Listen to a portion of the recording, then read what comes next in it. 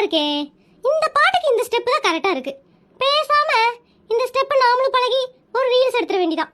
அம்மா அட நீயா எதுக்கு இந்த கத்து கத்துற? நானே என்னவோ ஏதோ பயந்துட்டேன். ஒரு பையன் கத்திட்டு வரானே அசால்ட்டா உட்கார்ந்து கேட்டுட்டு இருக்கீங்க.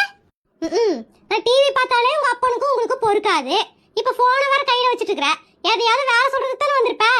என்ன வேணும் சொல்லு. நான் இந்த வீட்டை விட்டு வெளியே போறேன். சரி போ. மத்தியானம் வீட்டுக்கு சாப்பிட வருவே இல்லையா? ஐயோ அம்மா, வீட்டை விட்டு வெளியே போறேன். வீட்டை விட்டு வெளியே போறியா?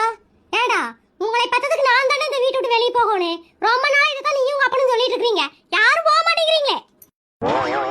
அம்மா நிஜமாவே நீங்க அம்மா தானா இல்ல உங்க எங்கேயாவது இருந்து தூக்கிட்டு வந்தாங்களா? ஏமா பெத்த புள்ள வீட்டை விட்டு வெளியே போறேன்னு சொல்ற? என்ன ஏதுன்னு கேட்காம எப்படா வெளியே போவேன்னு கேக்குறீங்க? அந்த அளவுக்கு உயிரை வாங்குறீங்கன்னு அர்த்தம். சரி விடு, எனத்துக்கு வெளியே போறேன்னு சொல்லு. ஒரே ஒரு செருப்ப ஒரே ஒரு நாள் அவங்கிட்ட இருந்து எடுத்து போட்டதுக்கு என்ன எப்படியாவது பேசிருக்கான் தெரியுமா? என் ஃப்ரெண்ட்ஸ் எல்லாம் கிண்டல் பண்ணி சிரிக்கிறாங்க.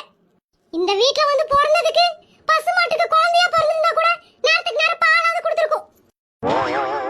என்னடா புதுசா சொல்ற? ஆமா, நீங்க தான் எங்களை பெத்ததுக்கு ஒரு மாட்டை பெத்திருந்தா கூட பால் கறந்து பொழைச்சிக்கலாம்னு சொல்லுவீங்க. அதான் நாங்களும் மாத்தி சொல்றோம். இதுக்கெல்லாம் ஒண்ணு உங்களுக்கு குறைச்சல் இல்லடா. எப்ப பாரு உங்க அப்பன மாதிரியே பைத்தியக்காரத்தனமா பேசிட்டு இருங்க.